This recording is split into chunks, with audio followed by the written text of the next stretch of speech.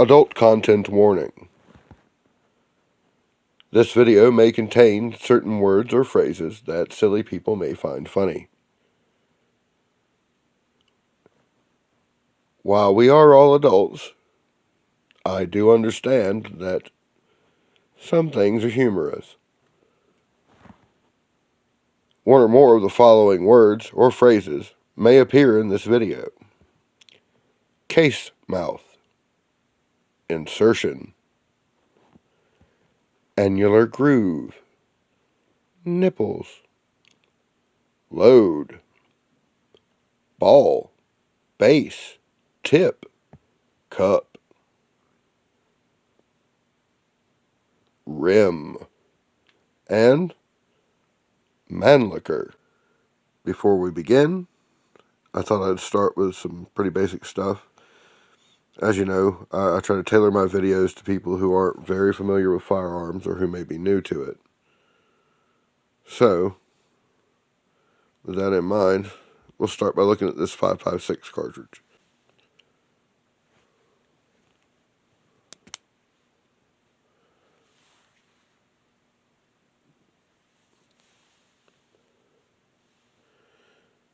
Here we have our bullet, our case, which contains the powder, and also which holds the primer. When struck, this ignites. It ignites the powder in here. The hot gases from the ignition of that powder blow the bullet out. The barrel guides it onto the target it flies. For shotgun shells, this part is called the hull. Okay. Before us is a small selection of metallic cartridges. Each was chosen for this project based on our previous book review, Small Arms 1914 to present. And that's what we're going to talk about. Now, of course, this is not a complete selection, not even close, not even remotely close. But this will give you a better understanding of where we've been, where we've gotten to, and where we're going in terms of this technology. You'll notice a number of different materials in use. We have copper wash steel, brass, lots of brass. The projectiles range from hard lead onto very, very meticulously constructed and very specific projectiles of lead, copper, sometimes steel, heavier elements depending on what you're actually using and what it's for. There are also a number of names under which you can find some of these cartridges. We're not getting into any of that. What we are going to talk about is where we were before the turn of the 20th century and where we were as of 1914 on through to the present day. And for that, we have to begin right there. Mannlicher. Steyr Mannlicher, to be specific. This is the 8x50 Mannlicher cartridge. We have a nice heavy rim, the then typical sort of dome-pointed conical projectile, very long bullet, about 244 grains, very fast, very, very lethal. This was the cartridge adopted in 1890, and it's even got 1890 on the bottom of the case here. This used a semi-smokeless powder. The French, with the 8mm label, on which this cartridge is fairly modeled, they went and turned the whole game upside down when they invented smokeless powder. Now you could get more out of your cartridge. You could throw a heavier bullet further, faster, and more accurately than anything else on the battlefield. it caused an absolute panic. Although I'd like to point something out. Here, let me just get that. Alright, cooperate.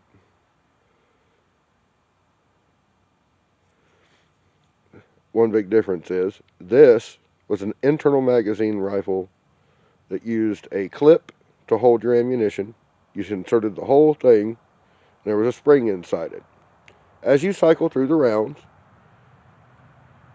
and fire them off, one by one, that clip starts to lose what's holding it in the rifle, which is the ammunition. Feed, fire, reload. Every time you do that, one round goes up, the clip goes down. When it's empty, the empty clip falls out of the magazine and onto the ground. The French 8x50 was in a tubular magazine. Another reason for the blended tips on the bullets. But they were quickly modernizing. What they wound up doing was putting an annular groove right around that hole so that the nose of one bullet would sit in the groove instead of tap and causing a problem. Of course, as box magazines advanced, there was less need for things like that on the cartridges. Now, let's see, in order of conflict, I guess, we'll go to the .303 British and the 8mm Mauser. These squared off in the Boer War. Different versions, they used bullets similar to this, but the technology was beginning to show itself. We have a rimmed cartridge and I don't know if that's rimless or semi-rimless, and these would be some lines of development that would bear themselves out over the next century. Both are excellent cartridges, and they're in the same power class as all of these. These are our full power military rifle cartridges. Naturally, civilian use of surplus military weapons and ammunition led to some interesting developments over the years, but by and large, these have remained unchanged. Especially this. This is 7.62 by 54mm rimmed, adopted by the Tsar's army. It's that old. For use in the 1891 Mosin Nagant rifles. 54mm long case, somewhere in the 150 grain, 30 caliber bullet, 7.62 millimeters across. Good heavy rim on it. In case you got a fouled weapon, you can wrench that thing out of there. This is such a solid cartridge and such a good performer that it has been in use continually, almost unchanged. Again, the bullets. From 1891 to today, and it's still going to be going when my grandkids are getting out of college. Right? It's still going strong, especially in general purpose machine guns and in sniping. You can still find bolt action rifles in crates unfired from a century ago, cropping up in places. They're still using this. 8mm Mauser, of course, saw some use and development up into the 70s. .303 British was replaced. We'll get into that in a little while. Around the time they got into NATO. U.S. caliber 30, 1906. Certified classic right there. There's nothing on the North American continent 30-06 won't drop. And here we have adopted a year before actually, the 6.5mm Arisaka from Japan. Now you'll notice the cartridge cases the cartridge cases are all about the same length. About the biggest real difference is in where the shoulders are, and whether or not the things have rims. This would be the standard up through the Second World War and on into the late 50s in most places. You can still find guns using all of these cartridges somewhere in the world today. Some of them still fighting. Quite a lot of them still fighting. Now, after World War I, some people reached some very solid conclusions, and there were some people that just couldn't. We're going to take a side trip into pistol land. Back at the time, with the Mannlicher cartridge, you have rammed revolver ammunition, such as this Danish 9mm, although this is a 1930s development, I think, and the good old 38 Special. Can't go wrong. Solid performers. I don't know about that, but 38 is still tip-top.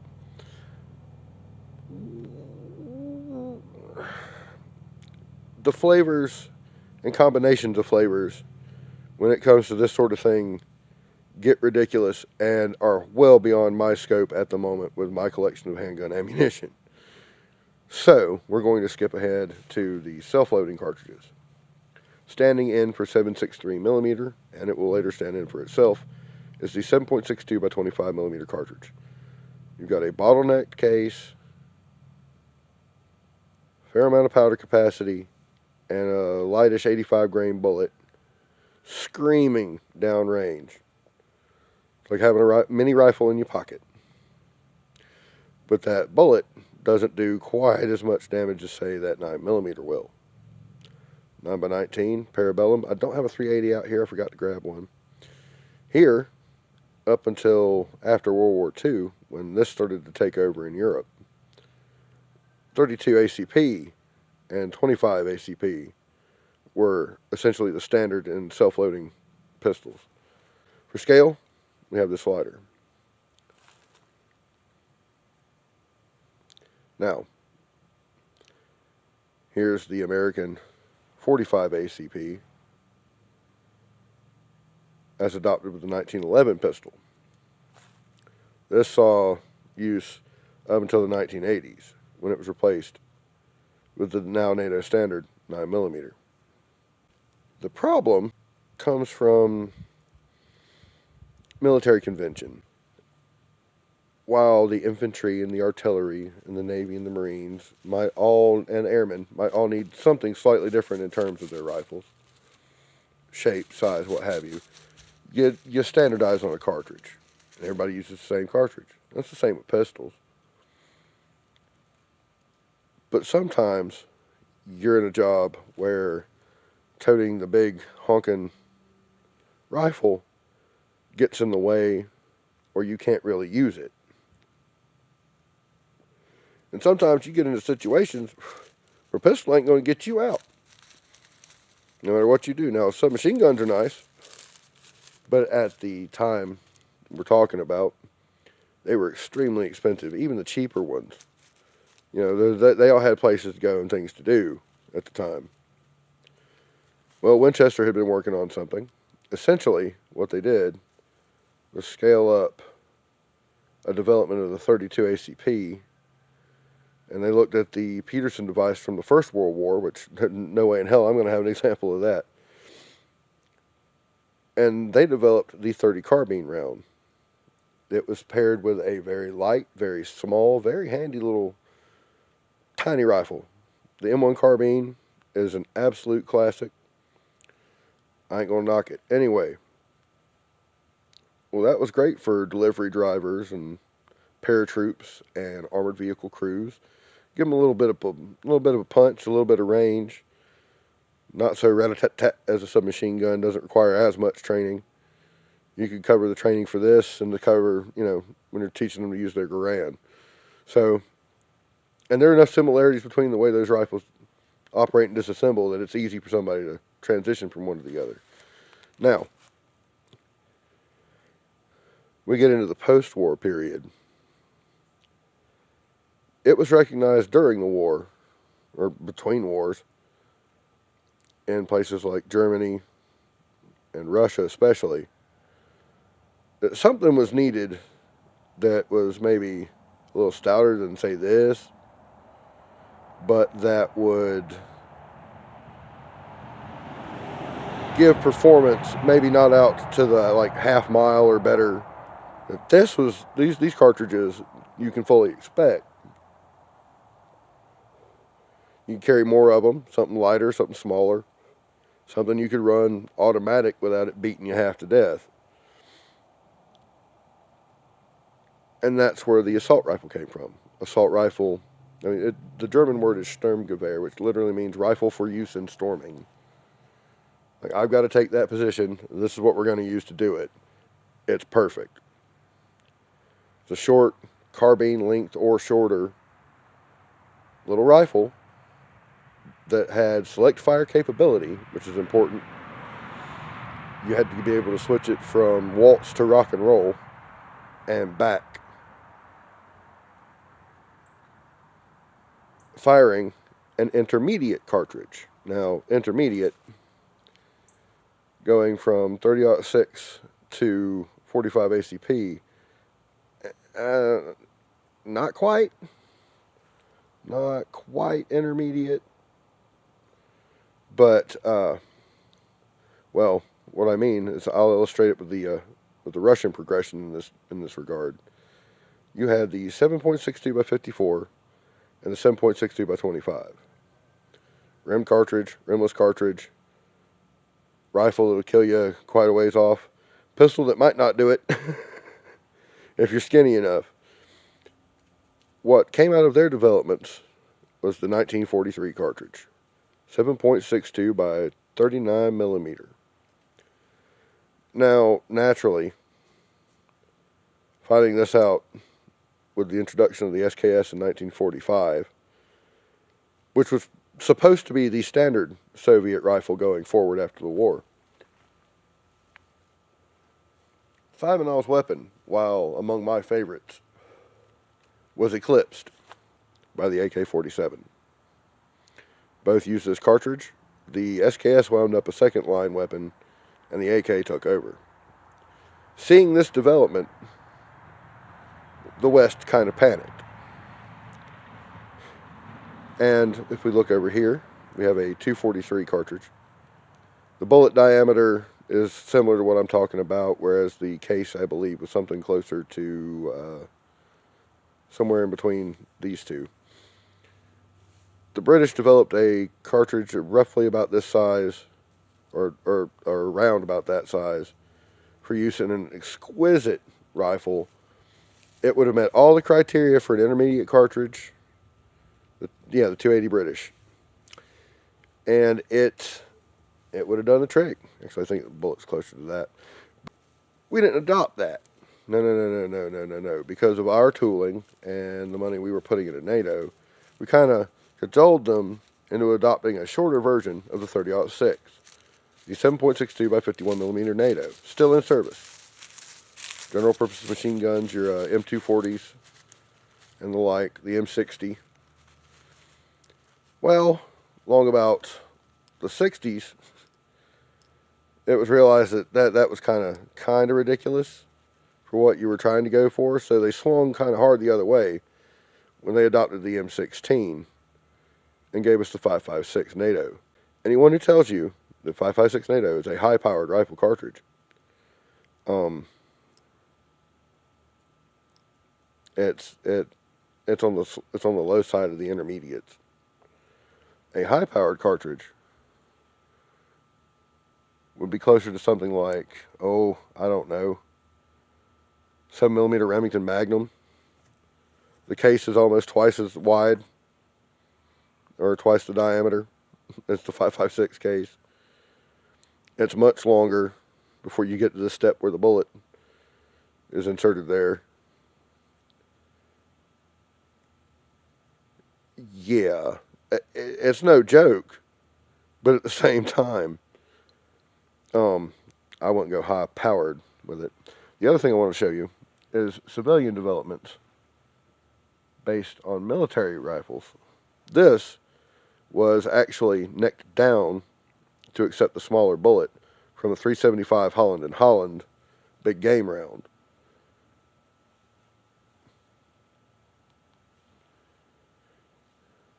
.270 is a smaller diameter bullet in a 30-06 case.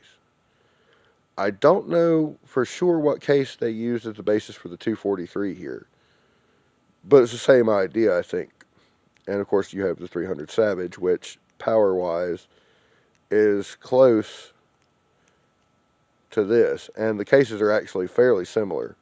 I think there may have been some, yeah, I got a thing. A few changes to a sketch, and bada boom. That's just me. I don't know for sure. I am not an expert, in case I hadn't mentioned that. Well, that concludes my TED Talk. I'm running out of light out here. Thought it was nice to do this out in the wilderness. If there's any of these cartridges you'd like to see more about, or you might know more about than me, and that is very likely, feel free to drop it in the comments.